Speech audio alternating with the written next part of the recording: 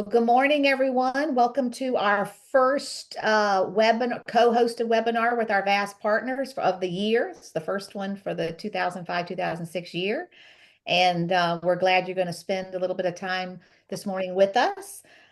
Today's webinar is with SchoolStatus in Caroline County, and it's on how you future-proof attendance. And I just want to thank ahead of time our partners with SchoolStatus that have are not only a gracious partner for VAST, but willing to put on this webinar for you with Caroline County. So without further ado, I'm going to introduce Sarah Gardner's here from SchoolStatus, and she's going to get us started because we have a lot to go through here. Yeah, thanks, Amy. And thank you all for being here today. I hope your school year is off to a great start. You're here for future-proofing attendance, how Caroline County and SchoolStatus lead the way to be here today. My name is Sarah Gardner. I'm a former middle school and high school math teacher with a master's in educational leadership from George Mason University here in Virginia, and I oversee our partnerships here at SchoolStatus. I'm going to let my co-hosts introduce themselves, but I'm sure you all know Dr. Calveric. But Dr. Calveric, do you want to introduce yourself anyway? Thanks, Sarah. Good morning, everyone. I am the proud superintendent of Caroline County Public Schools, and I am entering my 8th year in this role. And I do want to start off by saying that by no means is our participation in this presentation indicative of us being gold star chronic absenteeism fighters. We are innovative. We're willing to try different strategies. And so we're hoping to add to your toolbox today because we haven't fully cracked the nut yet. But what we've done, we're happy to share. Thanks, Dr. Calveric. Jeff, you want to introduce yourself? Sure. Thanks, Sarah. Yeah, my name is Jeff Wick. Good morning, everybody. I coincidentally am also a graduate of George Mason University. I didn't know with my that. master's in leadership, but I didn't know that about Sarah till just now. But I've been in Caroline County. This is my 27th year here, from a teacher on up to now coordinator of safety and compliance. And one of my roles there is attendance and chronic absenteeism. So we are definitely excited to share some of the things, we're trying in our division to improve that. Yeah, and thank you both for being willing to share with everyone. I'm confident people are going to leave this session with actionable things that they can do in their district starting this school year. So thank you again. We got a jam-packed agenda. We got a lot to cover today. I'm going to start by sharing a little bit about the partnership between SchoolStatus and Caroline County and how that partnership has been part of their strategy for future-proofing attendance in the division. And then from there, Dr. Calveric and Mr. Wick will walk you through 7 additional strategies that they've implemented and how those strategies have helped improve attendance.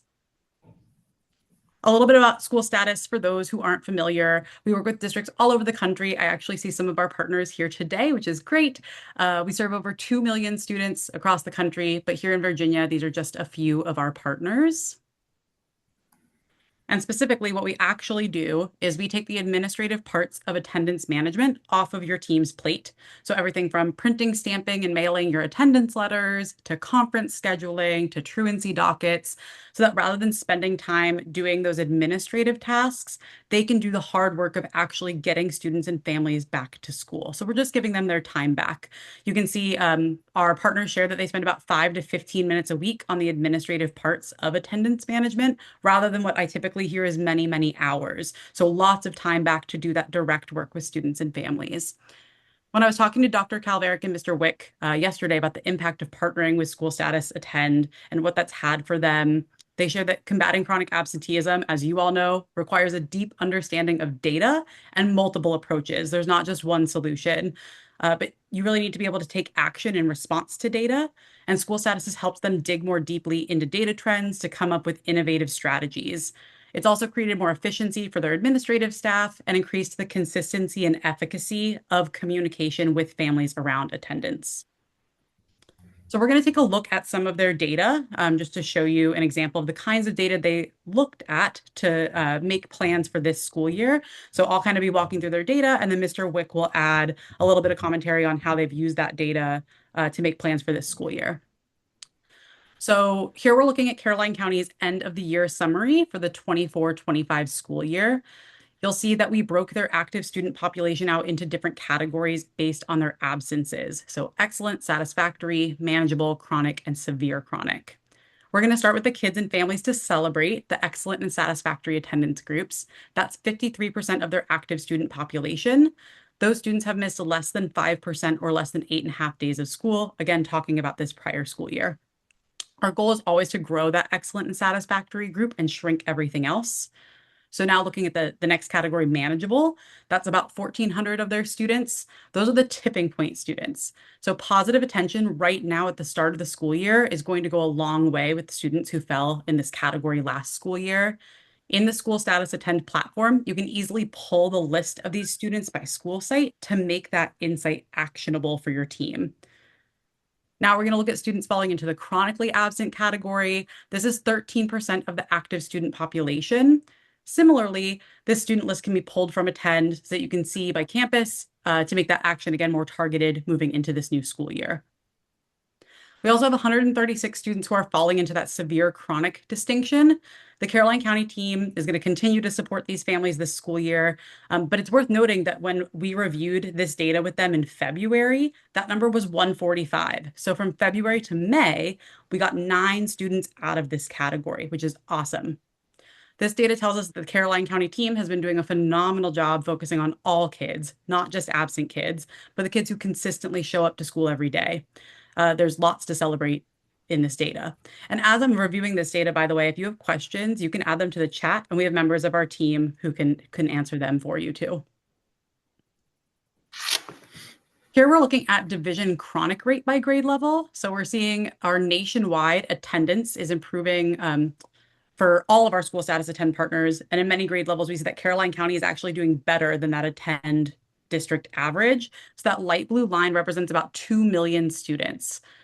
Caroline County is below the average in pre-K, kindergarten, second grade, 4th, and 6th through 12th grade. Our other partner districts have a lot that they could learn from Caroline County, especially in the high school area and their attendance team there. And then Caroline County is seeing the highest rates of chronic absenteeism in 1st, 3rd, and 5th grade. Mr. Wick, I'm going to turn it to you for a moment. I know this data was eye-opening for your team. Do you want to share a little bit more about this? Definitely. And I'll share a little bit now. We'll get into more data in a few minutes, but this definitely let us see how well we were doing nationally. That was good to see. In our weakest areas, which I can tell you, I never expected 5th or 3rd grade to be, or even 1st grade to be some of our higher chronic absenteeism grade levels. This opened our eyes in that direction. And with the pre-K, we never really looked at pre-K too closely until we started with Attend and saw this is what started it was this graph. And then I started delving into it, and we are below the national average, which is good, but we're still pretty high. So that is leading us to put more attention onto pre-K this school year, although, it's not required for accreditation and there's no mandatory attendance there and those types of things. We will see later in the next few slides why we think focusing on pre-K is an important initiative at this time. Yeah, thanks, Mr. Wick. Here in this, we're comparing ethnic groups to give an equity view of attendance and satisfactory groups and have these bars evened out. And here we're seeing that subgroups are performing similar to the average student population, but that we need to pay special attention to our McKinney-Vento students. And with that, I'm going to hand it over to Mr. Wick to share a little bit more information about attendance data. Yeah, I will say a little bit about the equity piece. We're kind of pleased to see that a lot of our red is pretty equitable across the board. The homeless subcategory is high, but that was good to see that. I mean, we have some work to do there, but we don't have a group that's way out there other than the homeless group, and we see consistency. So we were pleased to see that. If we go to the next slide, I'm trying to follow along here on another one here. This is our spotlight on division daily attendance. And this calendar also very beneficial to see how well we're doing day by day, month by month on a division basis. And of course, the green is our good attendance days. So if we have fewer than 239 students absent, then that's a good day. That's green. If we have students over or 341 students, then our our attendance is read for that day. So this gave us a good, quick visual to see where we're looking good, where we're struggling. Of course, the opening of school was great. We had a little bit of a dip in September due to a safety concern that arose late in the month in September that affected us for a few days. We bounced back again. You can see holiday times, days before a holiday or a couple days before holiday breaks are somewhat high. We came back from Christmas break pretty strong in the green, or very strong. Then we hit some snow, and we think those days affected us, especially the 2-hour delay days. Some students decide, their parents decide we're not sending them in for a few hours. So we have some yellow. Then we hit illness in late January to early February. That was our high illness days. But you can see it was short-lived. It wasn't weeks at a time. It was basically 8 or 9 days. We bounced back in February, did pretty good in March. Then after spring break, we were rolling pretty good again. We had a lot of green there in spring break. So this is helping us to see what's our weak points. Of course, Mondays and Fridays are high pretty much throughout the year. And we will look at this and try to come up with, maybe more strategies to address our higher or our red days. If I could interject on that slide, I think it's important to really reiterate those external factors that Mr. Wick just brought to light. When you do have a safety incident, you receive a threat that there may be some danger associated with students in your school division or at one of your facilities. Obviously, that can cause households to make decisions for their families that do not permit students to come to school. And so being able to better understand these stoplight data points is essential, because is it truly an internal scenario that we have control over, or is it an external factor? And it helps us make sure that we're putting our energies on the right things versus some things that are outliers. I'm going to pop into before I go to the next slide just to say I love hearing you all talk through this report and how actionable it's been for you. That's definitely our goal, is to make sure that the data is easily actionable. So it's great to hear how you all are using it. Now, this slide is our chronic absenteeism by division and by school. So the top chart is by division. Now, these numbers you see here are from the DOE website. That's our official chronic absentee numbers for those years going back to 15, 16. And we kind of broke them down by pre-COVID and then the COVID years, which got a little bit crazy, and then post-COVID. And part of the reason I did that is we didn't get back into the teens until last year, which is the same year we started with Attend and really became more aggressive with our attendance teams. So we matched our pre-COVID 17.8, almost matched it with 18.3. And I will say that 18.3 is a non-adjusted number for flex time. The 22.2 is adjusted by the state last year, so we're waiting for that final number to come out to see what that will end up being. And we're assuming a couple percent there. And the bottom chart is just by school from 23, 24 to last year, and you can see the change. I mean, it's significant in most of the buildings. I mean, we had one school reach almost 11% lower, a couple others at 6 and above. And again, this is unadjusted for flex time. So we're seeing great growth and improvement before the flex time adjustment. And we definitely credit Attend is helping us with that, and the practices we've put in place and will continue to put in place for consistency and that efficiency that Sarah mentioned earlier. This next chart takes it down by grade level by school. So you have the elementary on the left, the middle, and then the high. And typically the grade levels K through 5, we could pull that data from Power School, although it's nice to have Attend do it for us and save myself some time there with the efficiency piece. But I do want to highlight the pre-K numbers. Down there at the bottom, 2 schools are really high pre-K. And of course, we can also see the elementaries are consistent in K1. But when we see those pre-K numbers at 36.6 and 27, we are definitely putting initiatives in this year to address that. So if we're addressing it early, then we really believe we'll see those K and 1 grade levels drop as well through the pre-K program, addressing attendance starting this year. And they have a number of initiatives they're doing. They did attendance education at their open house before school started. They are going to make phone calls on the first day of an absence that a child has And none of this is going to be punitive. It's just going to be to encourage parents, to help them understand and to develop that habit of attending school every day in pre-K and carrying that on as they get into the elementary level. Yeah, and I want to emphasize too, I talk to school districts across the country all day long, every day. And I love that you all saw the opportunity to be proactive. So you're seeing that issue in early grades, and rather than saying, what can we do now that being reactive, what can we do to support these grade levels reactively? And instead saying, oh, how can we be proactive and set up a culture of attendance before it always matters, but before it matters, right? So that those pre-K families, when they come to kindergarten, already understand that that's the culture at Caroline County, that we show up and that showing up matters from day one. One of the aspects And that I think is important in the pre-K line, we are 550 square miles. So we are geographically very vast. And so we do not transport our 3-year-olds. And so I think part of that is we are reliant on parent transportation. And so the pre-K students, if the parent is unable or something occurs to their vehicle, they're not going to come to school because there is not a public school bus or car showing up at their home to pick them up. And so that's a conversation that we're starting to have. And we'll discuss whether or not we can invest the funding for transportation for those 3-year-olds, because I do think that that will really help Bowling Green and Madison. Lewis and Clark is a neighborhood school.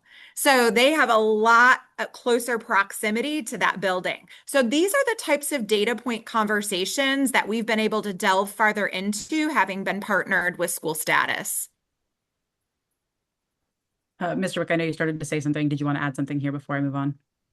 just quickly, in the middle school, we were kind of surprised that 8th grade was the highest, but that's a very vibrant attendance team and the growth they had last year. And they're already looking at that to try to break that down and improve that area. In the high school level, the goal there is we really think it's connections. Those kids are coming over at 9th grade. It's a big building. It's intimidating. There's a lot going on, a lot of new things they have to learn. So it's trying to build those connections earlier and sooner. And I think that's what you're seeing with 11th and 12th. Those kids have developed that. They know what they're doing. They're confident in what they're doing, and they come to school more. So the high school is definitely going to look at improving those connections and relationships at the 9th and 10th levels.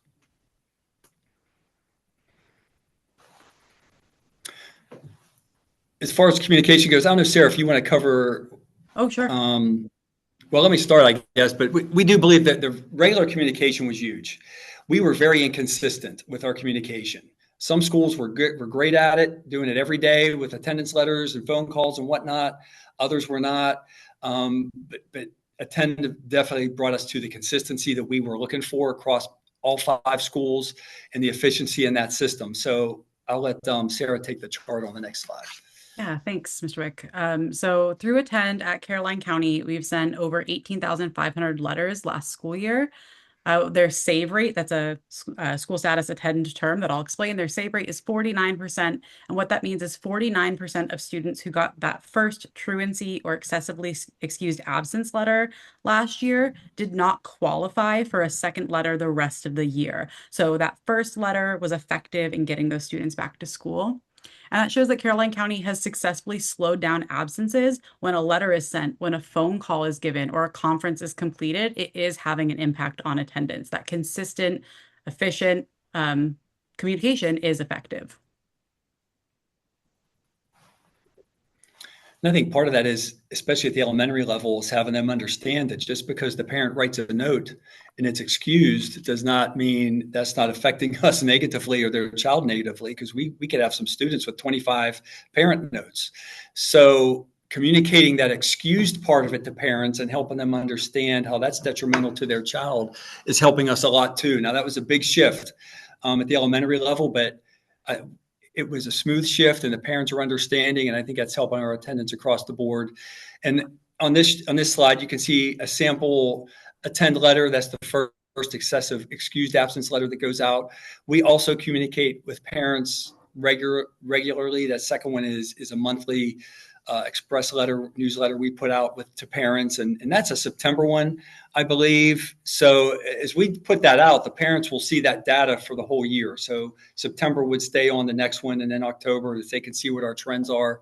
So we definitely keep them involved and help them understand. And of course, we do Attendance Awareness Month, and I work closely with counseling and our student support services coordinator on that to continue to promote it, not only in September now, but it's pretty much become a year-long purpose. And another thing I want to add here is Attend will take those kids in that manageable group that you saw in that pie circle, and in April, we will send out positive postcards to students who are on that bubble and in that manageable group. And basically, it's a very friendly, positive postcard that's age appropriate.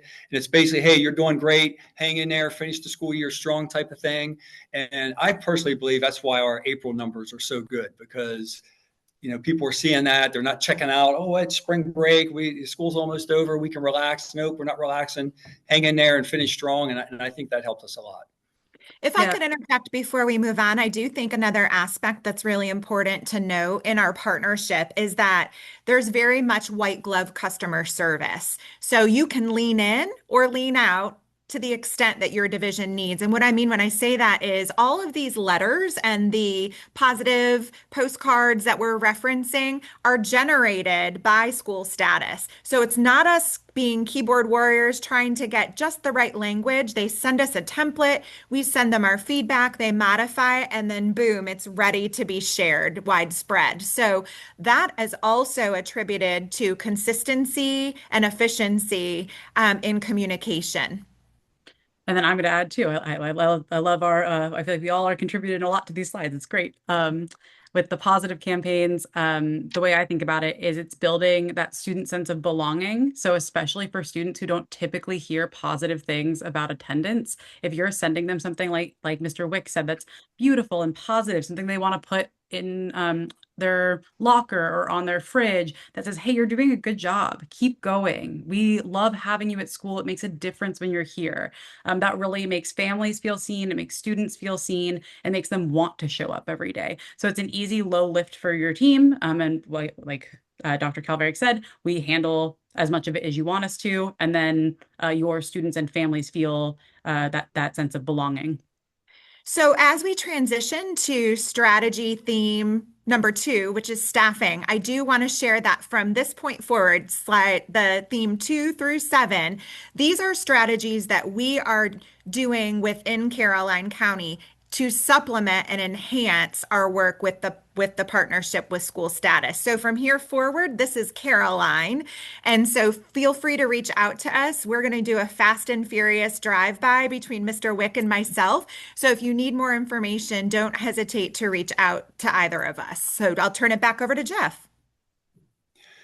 Thanks. Yeah, staffing. We know the importance of staffing. People are vital. And just to make a quick comparison, I do safety and security here as well. And we all know that when you talk to experts in the field, they say the key to having or preventing some type of tragic event is the people. It's the relationships you build, and it's following the processes. Well, it's the same thing here with chronic absenteeism. Our staff, we want them engaging, we want them friendly, building those relationships, and they're a good fit for our schools and our community. So I think we've done a great job, and our HR department has done a great job with that. But if we go to the next slide, we can see some things that we're doing. We do have a social worker in every building, which is huge for dealing with truancy and handling the truancy issues that come up.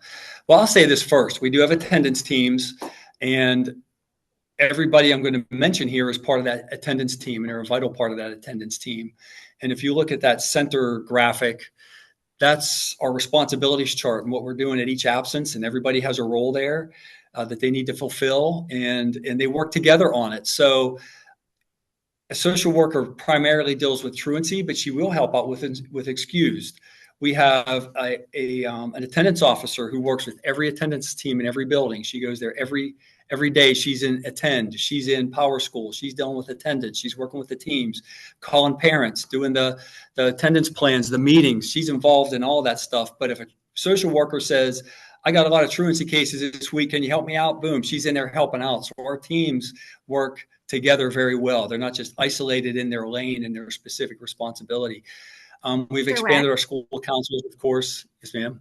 I'm so sorry. I wanted to interject on the attendance officer because I think for some of us that have the fiscal responsibility in school divisions, it's important to know that we did not have an attendance officer prior to all-in funds. And so we have utilized our all-in funds to support that position. So because all-in funds will run dry at the end of the 2026 school year, we will put in a budget request with extensive data supported by SchoolStatus as well as our own internal data to show the impact of that position in driving our numbers down. So I thought that was a really important point to share, that attendance officer has been instrumental in data, but also in making sure that attendance team is following the roles and responsibilities outlined in the middle of this graphic.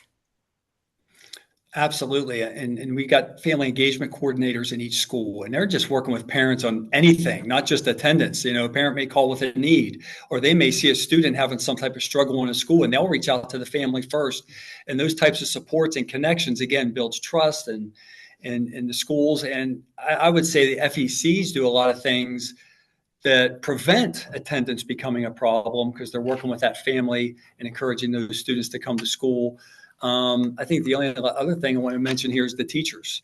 And I stole this idea from another district, but we have our teachers calling students at the third absence in a 9-week period. So if it's the third week of school, the teacher's reaching out. If it's the 8th week of the 9 weeks, the teacher is reaching out. So we want the teachers, they know the students best.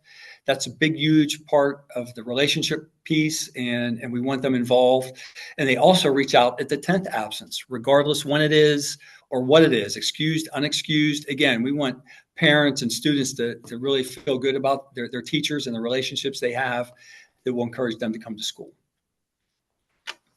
Strategy topic number 3 is instructional engagement. This is not rocket science. We all as educators understand when you create relevant, meaningful, applicable learning experiences, students are motivated to come to school each and every day because they see a connection to what they're being taught.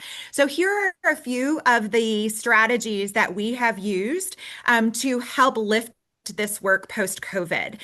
So we have supported instructional engagement through various trainings. Specifically, we've spent a lot of time K through 12 with Kagan cooperative learning strategies. This has been around for quite some time, but it wasn't an endeavor that Caroline had partaken in until recently. And we are seeing that this student discourse and the focus on student discourse and cooperative learning structures have really elevated the teacher as facilitator, not sage on the stage, and students are far more engaged. Also, not going to lie, but the cell phone bell to bell policy has also done this as well. So pairing those together have been powerful practices.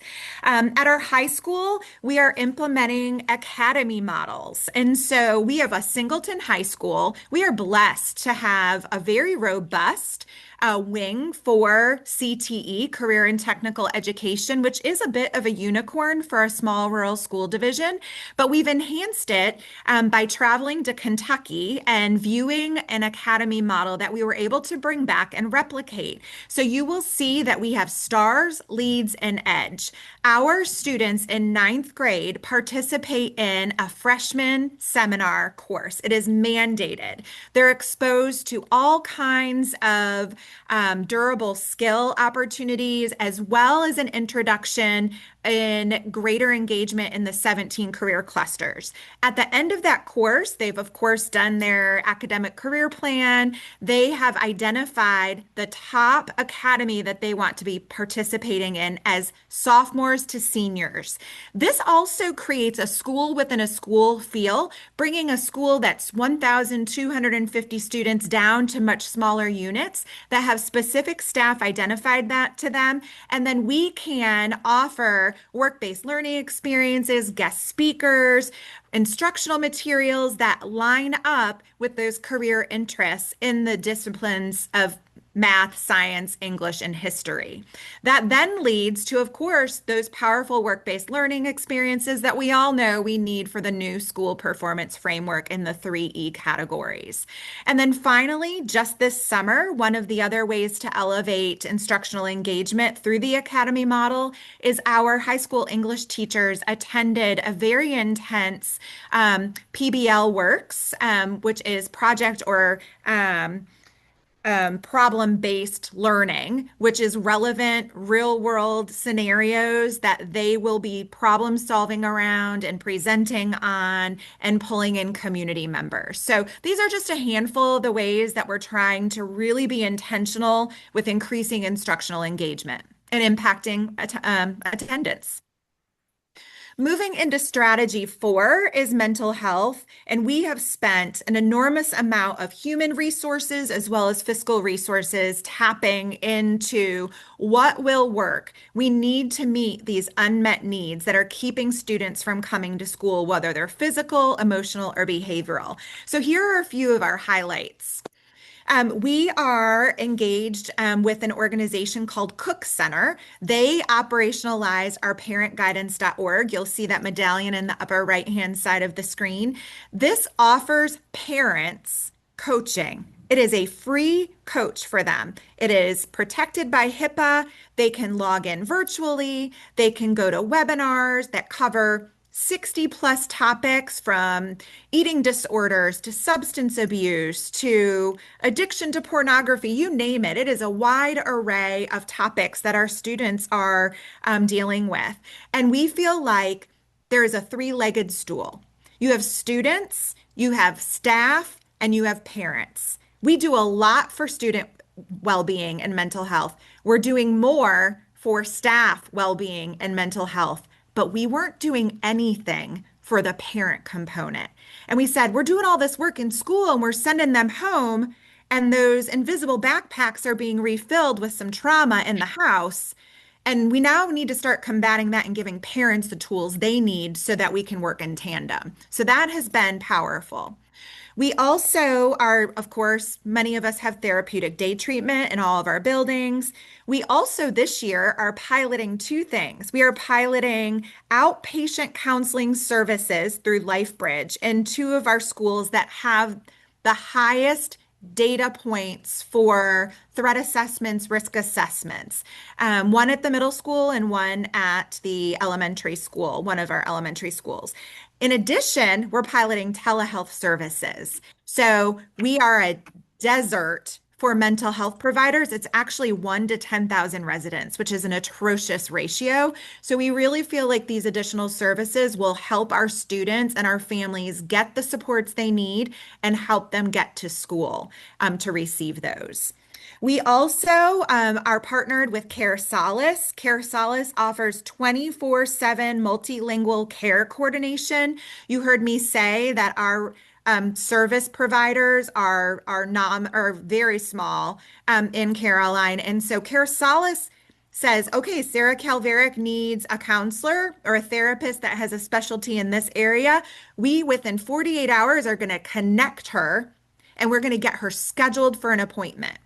You know, it can take 6, 7, 8 months to do that. And so this company works to kind of circumvent the red tape. And then finally, two more things in this area. We committed last year and trained a wealth of staff members as well as worked with our community services board. And we provided all 10th graders with youth mental health first aid training. So all of our 10th graders were certified in youth mental health first aid, and that will carry forward into this year. And then finally, we paired with Botvin Life Skills. And Botvin Life Skills is kind of a research validated substance abuse program. And we did that with all of our 9th graders, and it will go down to the middle school this year. So those are just some of the ways that we've been tapping into mental health, because we do know that that can be a barrier. Moving on to relationships. Remember, I said it's a quick drive-by. So obviously, we've already emphasized the importance of those strong relationships. And when kids feel that you care, they care what you know. And so because of that, we've been pretty purposeful with some relationship building strategies. And that is not only within the schools, but within our community. So what you will see is that we've already discussed our care team, or actually we discussed our attendance team, but all of our buildings have care teams. They consist of our counselors, our school nurses, our social workers, our family engagement coordinators. If the student is an English language learner or a student with special needs, there's a representative there. And they come together and they talk about students who may be suffering from food insecurity or housing instability. And we access and do wraparound supports. So that is that care team emblem that you see. And they meet regularly with our coordinator of student support services and our director of special education to ensure that they are a well-oiled machine. We also do home visits, especially at the middle and the high school. We take the students that are identified as most vulnerable, and we use some of that school status data, and our buses roll out in the summer, and we hit 40 to 50 houses, and we actually do home visits. And it's teams of leaders going out, so APs and principals and counselors, and going to those homes to start building that connection before the kids hit sixth grade, before they hit ninth grade. That's been very beneficial. We shadow students to see what the life of a student looks like and feels like, especially those of our vulnerable students. We have embraced the leader and me model at the middle and the high and trained for 2 years on this. It's basically the 7 habits of highly effective people. And so that is a culture builder where we're building up students as leaders. Their students are part of the solution, not the problem mentality. And then 2 final things. In the middle, you'll see a Got Talent survey. We really feel like we can't do this work alone. And schools post-COVID and even during COVID have become the solution to all of the world's ailments. And we can't carry that lift on our own. So in the middle, we've done a community survey to start stacking, mapping, and tapping into our community talents. And so they have filled out a survey. They've identified what their hobbies and talents and occupations are, and we are starting to tap into them this year. And each school is required to pull in a certain number of community members to support instruction, whether that is as a guest speaker, to run a club, or to come in and provide whatever service they're talented in. So that's something new to help us build community champions. And then finally, on the right-hand side, this is a phenomenal program, Dancing Classrooms. It's out of Richmond. It's for all of our 5th grade students. They come in, they teach 20 dancing classes. They learn about all cultures, and then they have a dance off. And we have a huge dance competition against the region. And not only do they learn dance, but they learn social skills. Our attendance on those 20 days was stellar. So that program alone had a positive impact on attendance and the kids after going through this program. Can you imagine 5th grade boys and 5th grade girls dancing? Yet height differences, girls this tall, boys this small. But ultimately, they grew to want to collaborate more outside of the dancing classroom and back into their classroom. Those 5th grade teachers said, we can do groups without any questions now of who we're pairing because they have a greater respect for one another. Okay, now to alternative education. And we all recognize that some students do not perform well in the regular setting. So we do have a couple other locations and programs we can put students in and allow them to succeed in more of a customized learning type of scenario, smaller settings, which encourage attendance and success. And one of those is the Lotus Academy. And that serves students from grade 6 through 12. It's got its own school outside of the middle and high schools. It's primarily for long-term suspension students, although we do sometimes identify a handful of students in a school year who may benefit at Lotus just because they're struggling in their academic setting. That's typically a high school kid who's 11th or 12th grade, maybe a little bit behind on credits, and we think we can give him some help or her some help at the Lotus Academy. Small setting, small groups, great one-on-one and small group instruction, working on relationships, on behavior, on emotions, on all the attributes that a student may need to work on to help them succeed in school. We also started the alternative suspension program last year. So for students who do get some type of disciplinary incident in which they're suspended from school, they can go to the Lotus Academy, a different spot in that building, and receive an alternative suspension education. So it's almost like an ISS, I would say, but it's on campus. It's with the teacher in the room. Of course, they have Chromebooks, and they can email their regular teachers for help as well if needed. So it allows them to maintain or to continue to receive their academic services in school instead of sitting at home and probably not doing anything. Another important program, Jeff, I think an important part about the alternative suspension is they're not marked absent. That's true. They're not marked absent. They are present Mm-hmm. in school for that day, and that helps us a lot with chronic absenteeism. And another important program is diversified studies. That program has been around for 20 plus years at the high school. It's a high school program. And again, it's looking at some of those students who have various struggles, whatever the reason is. There's actually an enrollment process, if you will, where they're looked at and all their factors, the things they're struggling in, their strengths, and determining, well, can we put them in this diversified studies program to help them succeed and get through high school and get a diploma. And that program works great. It's a small setting. It's a couple of teachers. It's great relationships. It's one-on-one instruction. And they're in the high school in this program.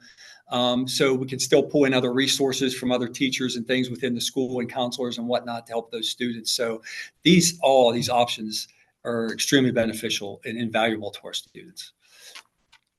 And our seventh and final area to share just some additional strategies, because we know how complex this can be. I almost compare it to my time as a special education teacher when you have a student that is displaying behaviors and you have to try so many different strategies until you find the right one that yields the results. Or maybe the strategy works for 7 to 8 weeks, but then you're no longer seeing those same results. And so you have to shift and try something new. So here are a few more things that you may want to throw into your toolbox. And the first is empathy interviews. On the left-hand side, you will see that we at the high school level and the middle of the year identified who our high flyers were for chronic absenteeism. And we had a large number. I'm going to make it up. I'll say 150 students at that point in the year. And so we developed an empathy interview team that actually included myself and our assistant Soup.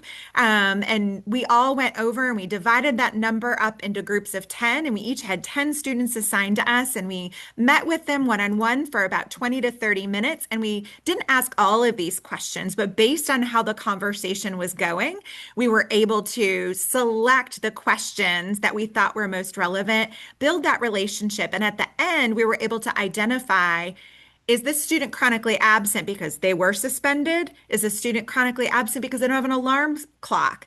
Do they need transportation? And so we were able to better diagnose the supports that were needed.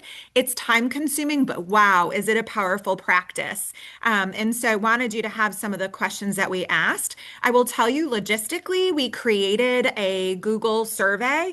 And so all these questions were in there and we just kind of typed our question responses that we received in there so that we had this database at the end for each child. I will tell you, out of my 10 kids, I had one student that I instantly had red flags for mental health supports. And so we were easily able to follow up with that child and give them what they need in order to address the mental health aspect. So for me, the juice was worth the squeeze. I mean, it was so nice to be able to be hip to hip with these students and to talk through what each child's scenario was. One kid was helping to support the family and was working, and the work hours were not amenable to getting to school on time. So just working through some of those things. And then on the right-hand side, these are just a couple of examples. I'm sure you're all doing this, of how we've used some of the all-in chronic absenteeism funds. We have based on a formula, appropriated funds to each building for each of the 3 years. So let's say our high school gets $2,500 for the year. They are able to identify attendance incentives, because we're not above external or, extrinsic rewards, right? So creating your own custom Air Jordans was huge. We had so many kids that were engaged and interested in that process that came to school to get their name in the attendance bucket every single day. And then at the elementary school level, they were doing quarterly attend dances, meaning that they were having like the last hour of a school day was turned into a dance. And so the kids that had met whatever that threshold was or had shown improvement were able to come to that. So just a couple of examples of how those all-in funds have really helped us elevate, both with intrinsic and extrinsic rewards. So that's it. Yeah, thank you all so much for coming today. I see that there are some things in the chat. I'm trying to get to the chat here. Before I get there, I included my email address there. If you have questions about school status, I told you at the top of the meeting, I'm a former educator myself. You don't need to write me a long, fancy email. I know you're busy. Just say, I saw the webinar. I'd like to learn more, and I will send you the information you need. From the chat, let's see what we got here. The first one says, with Care Solace, is there a certain age group that they work with? I'm at a middle school and it can sometimes be difficult to find therapists to work with our age groups. I'll go ahead and take a stab at that one. So this is a brand new partner for us. So my knowledge base is not as deep as it will be at the end of the year. But I can connect you with Rachel Wheeler. She is our coordinator of student support services. And so she'd be able to give you specifics. But we are using it K-12, I believe. But I would imagine that most of our usage, based on the trend data we've seen from other divisions, is the 6-12 arena. And so, yes, they definitely do middle school. But because we're just starting, I don't have a lot of other depth to add to that comment. But I'll put Rachel's email in there so you can reach out to her. The next question I might need, we need to go back and add some context. It says, is transportation provided for this program? So Rebecca, if you want to add which program, I'm sorry that I missed that at the time. That's okay. It was timely at the time. Okay. The alternative suspension program. So that's like, we know that through the DOE, we can recover absences for suspension, but our division is ginormous. We're in Rockingham County and we don't really have a way to transport. So I was just wondering if you found a creative way to transport kids to that facility so that they can participate in that, because that seems to be a barrier. Yes, ma'am. We do transport kids, and for that program, we allow those students to ride their regular bus to the school, and then they go to the office, and then the Lotus Academy has a county van, and it goes to the high school on those days and picks up those students and brings them to Lotus Academy. And at the end of the day, same thing. We return them back and then they will ride the bus home. Now, I'd like to add on to that because you're thinking these kids have been suspended with OSS. And so my lights just turned off. So I'll carry on and I'll get up. I'm like waving feverishly for the lights to come on. So you're wondering, we're allowing them to ride the bus? Yes. Not every student that is given OSS is eligible for the alternative suspension program. It depends on what their consequence was associated with in terms of behavior. So if you're talking about someone that got into a vicious fight, they're not going to be eligible necessarily for the alternative suspension program. But if you're talking about a student who maybe had substance abuse for, I don't know, Jeff, the third time, and they've got a 10-day OSS suspension, and I'm making that up, so I'm sure it's not accurate, then they would be a good candidate for the alternative suspension program. Their behavior is not endangering, I mean, it could be, but it is not typically endangering others. So Jeff, I don't know if you want to add on to that. Yeah, that's correct. The more egregious behaviors, we are not permitting those students to come there. But for some of the less severe ones, and it's not a threat to any other students or the safety of the school or the environment, we do allow them to attend. Okay, thanks. I appreciate that help. Sure. You're welcome. We got another question from Tracy. Can you provide more information on your flex time? Oh, absolutely. I'll start and then kick it over to Jeff. So the state permits us to recoup attendance or absences based on a certain amount of AM, PM tutoring or Saturday school. So I'll turn it over to Jeff to give you the specifics of how many hours equates to one day at the secondary level and how many hours equates to a recouped day at elementary. Absolutely. So we do, it's anything outside of the regular school day. So a lot of Saturday schools are occurring, and there is some after school tutoring involved in that as well. So any student can come to that. We don't limit it to the chronic student. It's pretty much wide open. So if a student wants to come to after school tutoring because they just like to be in school, they come to tutoring. So it's open to anybody. It used to be 3 hours for one day at the high school and 2 at the elementary, but it's 3 and 3 now. The state changed that last year, so all levels have to do three hours to make up a day, a max of 15. So we have a tracker. I create a flex time tracker and I share it with all the schools, and all the dates are across the top, and it's easy for them to put in the number of hours a student stays. So if they do come on a Saturday and stay for half the time for some reason, they'll get 1.5 put in there instead of 3. And then that tracks it the whole way to the end.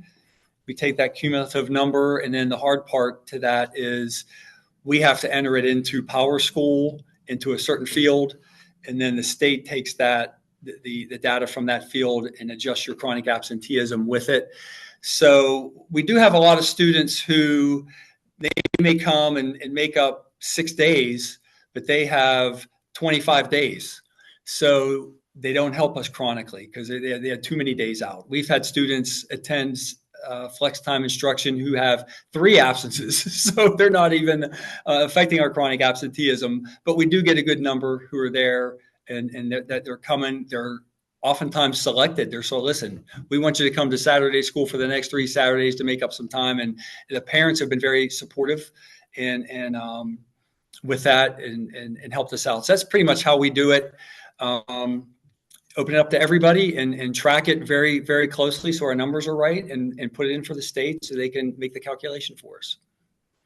So I do think in closing, one of the things that's really important about that flex time is that data that we showed you, none of that reflects the recoup days. So our numbers, you saw how much we decreased chronic absenteeism this year. That doesn't even include what the VDOE will now be calculating for us because we've entered in that time. So it's really exciting. And I will say we do not provide transportation to Saturday school, since that question came up about alternative school program. And the flex time tracker we have does all the calculation for you. Pretty much, you do have to put in the number of absences the student has. But once you do that, the hours are there. It does the subtraction and the division, and it tells you how many days the child saved and where they dropped to, as far as from, say, 15 to 10 or whatever it might be. Well, it looks like that was all of our questions. Thank you all for giving us the opportunity to share with you, and I hope that you got a lot out of it. I know that Amy put in the chat that we're going to share the recording and the slide deck with you all later. But if you have any additional questions, you have my email address. Feel free to reach out to me directly. And I just want to thank SchoolStatus and the team. We have Sarah here, we have Lauren, we have Stephanie and Emily and Madison. I'm not sure if I saw Madison on here or not, but I know she was going to try to be here. Just want to thank SchoolStatus for being a vast partner and putting on this webinar. I want to thank the Caroline team. I'm just like, wow, look at all, number one, look at all the data that's provided through this attend system. Excuse me if I'm not saying it right, but the attend system. Oh, that's right. SchoolStatus attend system. You can look at the calendar and see, you know, the level of attendance for that day, and you can use that to guide what strategies you need to come up with. I think that's amazing. And all the strategies that Caroline has put in place, from staffing, the commitment to staffing, the relationship building, how you're going to deliver instruction, what opportunities you provide for students, the mental health services and counseling for students and families. Wow. I'm just like in awe. So I want to thank Sarah Calveric, the superintendent of Caroline, for being here today. She's not only a superintendent, but she's also one of our VAS officers, our president-elect. And Jeff, thank you for your expertise today, because I learned a lot. I'm like, wow. So I hope everyone that attended today got something they could take back to their division. You've got some people, you can reach out to Sarah at SchoolStatus. You can reach out to Sarah Kaverick and Jeff at Caroline as you move forward. So everyone have a great day, and thank you to everyone. Thank you, Amy. Thank Thanks, you. everyone.